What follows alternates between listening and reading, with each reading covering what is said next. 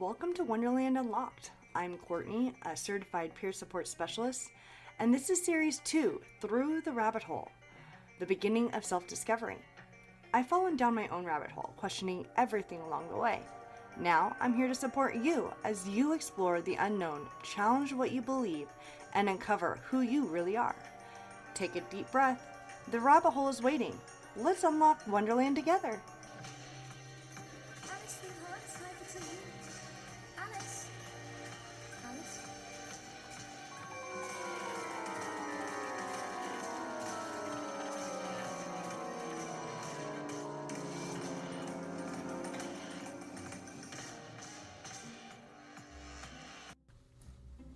The past never really stays in the past, does it? Sometimes it whispers. Softly at first, just an echo of old memories. Other times, it roars, pulling us back into a pain we thought we'd left behind. And the hardest part, we don't always realize it's happening. We go about our days reacting to the present, not realizing we're still responding to the wounds of yesterday. So how do we face the whispers of our past? How do we recognize old wounds, understand how they shape us, and most importantly, begin to heal them? That's what we're diving into today. I'll be sharing my own experiences with lingering wounds, the moments that hijacked my life, and how I learned to unravel them piece by piece. We'll also explore the science of trauma, memory, and emotional triggers, because understanding why we feel the way we do is the first step towards healing. So let's take this journey together through the echoes of our past and see what happens when we finally listen to what they're trying to tell us. Whether we realize it or not, our past experiences shape how we see the world, the way we react in relationships, how we handle stress, the things that trigger us. So much of it traces back to old wounds. Some are obvious, like a painful breakup or a childhood full of neglect. Others are more subtle, like a teacher who made you feel stupid, or a friend who abandoned you when you needed them the most. I remember a time when someone raised their voice at me, not even yelling, just a sharp tone, and suddenly I wasn't in the present anymore. I was a kid again, braced for impact, convinced I was about to be punished. My rational brain knew I wasn't in danger, but my body was already in fight or flight mode. That's when I realized my past wasn't just a memory. It was still living inside me. Our brains are wired for survival. When we experience something traumatic, whether it's neglect, rejection, or outright abuse, our brain stores that experience in a way that's meant for us to keep safe. The part of our brain responsible for fear and emotions holds on to these experiences and creates shortcuts so that we can react instantly to anything that feels similar in the future. The problem? Our brain doesn't always differentiate between the past and the present. It just knows this feels like danger, so I need to protect you. That totally made me just think of Danger, Will Robinson.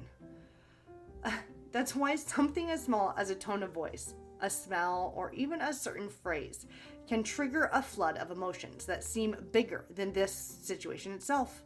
Your brain isn't reacting to the now. It's reacting to the then. One of the hardest truths I had to face in my own healing journey is how often we unwittingly recreate the same situations that have hurt us in the past.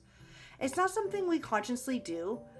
It's not that we want to be hurt again, but we're familiar with the pain, and in some strange way, it seems comfortable.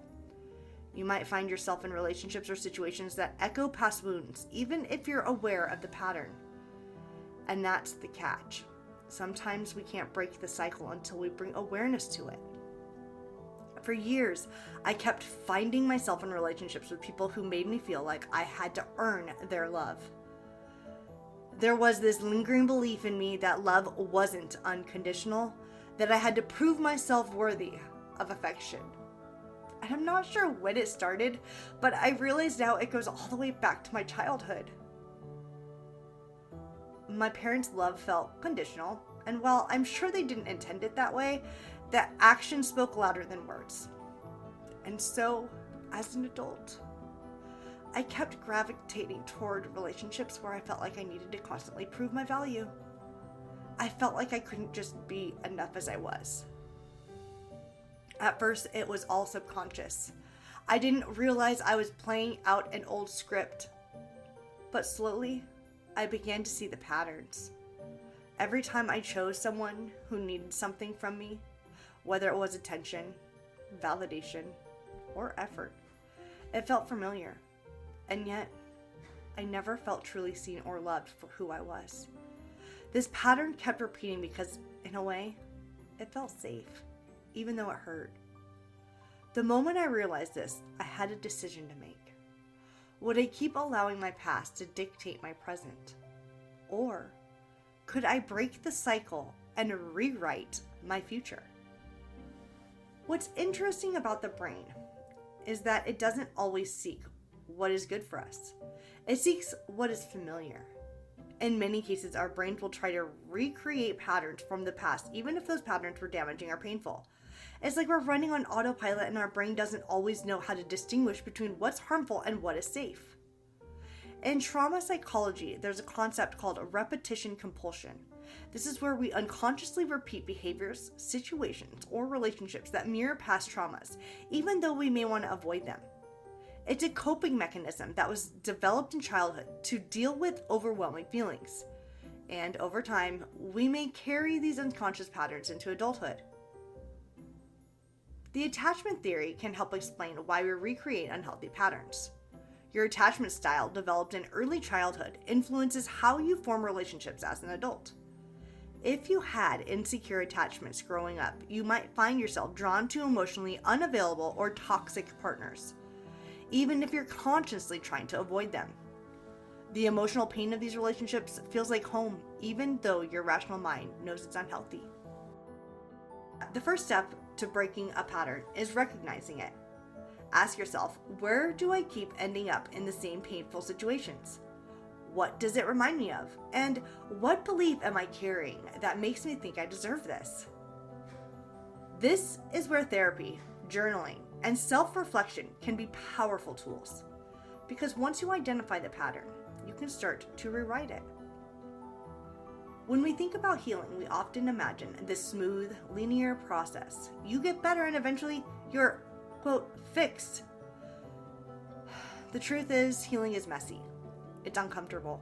It's emotional. There will be days where you feel like you're making great progress. And there will be days when the pain feels just as raw as it did years ago. And that's okay. Healing isn't about perfection. It's about progress, acceptance, and being kinder to yourself along the way. I used to think that healing meant I had to get over everything all at once. That once I started addressing my past, I'd wake up one day and feel like a completely new person. But what I didn't expect was how painful the process could be. The first time I allowed myself to truly feel the emotions I had buried for so long, anger, sadness, betrayal, it was overwhelming. I wasn't sure I could handle it. But then, in that rawness, I realized something profound. This is what healing looks like. It's messy. It's real. And it's part of the process. Healing is not quick. It's like peeling back layers of an onion. Every time you uncover something, there's more underneath. You might think you've healed from something, only to find that another layer of grief or pain emerges later on. And that's okay too. It's a sign that you're moving deeper into understanding and releasing the emotional baggage that's held you back. One of the biggest breakthroughs I had was learning to sit with my emotions instead of running from them. Emotions are signals from our body that something needs attention. When we avoid or suppress them, we can't truly heal. I learned that I had to be willing to sit with discomfort. I had to feel the pain rather than numb it. Whether that was through journaling, therapy, or simply sitting with it and allowing myself to cry. Now, let's talk about some of the ways you can begin to heal your wounds. Healing doesn't mean forgetting your past, but it does mean taking control of how your past affects you. Here are some strategies that help me and might help you too. A crucial part of healing is reframing the narrative around your pain. I had to ask myself, what meaning did I assign to my experiences? And is there a different way I can interpret them? For instance, instead of seeing myself as unworthy of love, I had to remind myself that my experiences did not define my value. This shift in thinking changes the story I told myself about what happened was powerful. Trauma doesn't just stay in our minds, it stays in our bodies too. Something that really helped me was focusing on somatic practices like breath work, shaking out tension. These practices can help release trauma stored in our muscles and nervous system. Just like a dog shakes off fear after a stressful event, our bodies need to release stored stress in order to heal. I like to even say wiggle, wiggle, wiggle as I shake out my body. Mindfulness helps me to step outside of my automatic reactions and truly observe my emotions without judgment. The more I practiced being present, the more I was able to recognize when I was triggered by something that didn't actually relate to the present moment, but was rooted in the past. With mindfulness, I could pause and say, this reaction isn't about now, it's about what I experienced before. And in that pause, I could choose a different response. I can't say enough about the power of journaling. Writing down my thoughts and feelings was like taking the tangled mess in my mind and laying it out on paper. It helped me make sense of what I was experiencing and see the patterns in my behavior. It also gave me a safe space to process emotions without judgment, and over time, it became a source of clarity and healing. One of the hardest lessons I had learned was that healing requires self-compassion. We tend to be our own harshest critics, especially when we're carrying the weight of old wounds. But what I didn't realize for a long time was that I couldn't truly heal if I didn't treat myself with the same love and care that I would give to a loved one. That inner voice told me I wasn't good enough, or that I deserved to suffer, needed to be silenced. Instead, I needed to nurture the part of me that was hurting. I remember when I first began my healing journey, I struggled with this concept of self-compassion. It felt almost foreign to me. I had grown up in an environment where love was conditional, and I learned to love in a way that demanded perfection.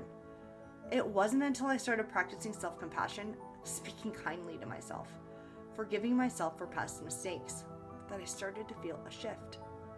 The emotional weight of my past wounds began to lighten, not because the pain went away, but because I wasn't holding on to it as tightly.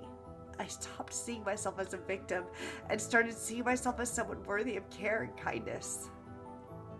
Self-compassion isn't just about being nice to yourself. It's about creating a foundation of safety and acceptance. When we feel safe within ourselves, we are more able to confront difficult emotions and memories. It's not about ignoring the pain or pretending it's not there. Instead, it's about acknowledging the hurt and offering ourselves understanding and patience. This approach allows us to process our emotions more effectively and move through our healing without judgment. There's science behind why self-compassion is so effective in healing. Studies have shown that self-compassion reduces the emotional intensity of painful memories and increases emotional resilience. When we practice self-compassion, we activate the nervous system, the part of the nervous system responsible for the rest and digest. This helps to lower the body's stress response and create a sense of calm. In short, treating ourselves with kindness has a profound psychological impact of how we heal emotionally. Practical tips for cultivating that self-compassion could be talking to yourself like a friend. A great exercise to start with is imagining you're talking to a close friend who's going through a difficult time. What would you say to them? How would you comfort them? Now, turn to that same kindness inward and speak to yourself in that same way. This shift in self-talk can help change your mindset and reduce the harsh inner critic. Write yourself a compassionate letter. I did this exercise for a while, and it was incredibly powerful. Write yourself a letter from a place of love and compassion. Acknowledge your pain, forgive your past mistakes, and remind yourself that you are worthy of love and care. This simple act can help you build a compassionate relationship with yourself. Practice mindful self-compassion. Mindfulness and self-compassion go hand in hand. Mindfulness helps you notice when you're being self-critical, and self-compassion allows you to replace those negative thoughts with kindness. When you feel triggered or upset, pause and take a moment to breathe. Acknowledge what you're feeling and then offer yourself compassion for whatever you're going through. One of the most common misconceptions about healing is that we need to forget the past in order to move forward. But that's simply not true. Healing isn't about erasing the past. It's about reclaiming your power over it. For a long time, I thought I couldn't heal until I could completely let go of what had happened. But as I dug deeper into my own journey, I realized that letting go didn't mean forgetting. It meant accepting the past had shaped me, but it no longer defined me. For years, I carried around a heavy burden of guilt and resentment, especially towards my parents. It felt like they had failed me, and I held on to that anger like it was a part of my identity. I would replay the same conversations in my head, imagining what I could have said, that they should have done differently. But the more I replayed those memories, the heavier the burden became. It wasn't until I realized that holding on to that anger wasn't serving me that I was able to release it. I couldn't change what had happened, but I could change how I carried it. That was the moment I truly began to let go. Emotional freedom isn't about understanding that your past doesn't have to control your present. It's about accepting the reality of your experiences, acknowledging how they affected you, and then choosing to release the emotional weight associated with them. It's not about pushing the pain away. It's about making a conscious choice to move forward, even with the scars. Your past is part of your story, but it doesn't need to dictate your future. When we hold on to the past pain, it creates what's known as emotional baggage. This emotional baggage can cause us to make decisions based on fear rather than healing. Releasing these old wounds is necessary for emotional growth. The act of letting go isn't about denying our emotions. It's about recognizing that holding on to them doesn't serve us in the present moment. Scientific studies show that people who can release past trauma experience better mental and physical health outcomes. Releasing emotional baggage can reduce symptoms of depression, anxiety, and chronic stress. Some practical steps to reclaim your power and let go are to forgive yourself and others. Forgiveness is a powerful tool in reclaiming your power. It's important for us to understand that forgiveness doesn't mean excusing what happened. It means releasing the grip that the past has on you. I struggled with forgiveness for a long time, especially with my parents. But I came to realize that forgiving them wasn't about making them right. It was about freeing myself from the pain I had been carrying. And when I forgave them, I also had to forgive myself for holding on to the anger for so long. Another way to reclaim your power is to give new meaning to your experiences. How can you reinterpret what had happened in a way that empowers you? For example, instead of seeing my painful past as something that held me back, I now see it as something that has taught me resilience. The more I shifted the meaning, the more power I felt I had over my own life. Letting go is much easier when you have a vision for your future. What do you want to create for yourself? What does your life look like when you are free from the past? Begin to build your future, even if it's one step at a time. Having a clear vision allows you to focus on what's ahead rather than getting stuck on what's behind. So, where do we go from here? Now that we've explored the whispers of our past, the wounds that shape us, and the journey of healing, what comes next? The truth is, healing is not linear. It's messy, imperfect, and ongoing. Some days it will feel like a giant step forward, and others will feel like 2 steps back, maybe 10. But here's what I wanted you to take away from today's episode. You're not defined by your wounds. The whispers from your past may come and go, but they don't always have to control you. You have the power to turn them into wisdom, into strength, and ultimately into your own unique story of healing. Take a deep breath and remember that your journey is yours alone. There's no deadline for healing, only the steady rhythm of growth, of recognizing the ghosts of the past, and taking the steps to unravel their hold on you. And when you find yourself struggling, know that you're not alone. We're all on this journey, and we all have the power to rewrite our own story. Thank you for joining me today on this deep dive into the echoes of our past. Until next time, keep unraveling those old wounds and keep unlocking the wonder within.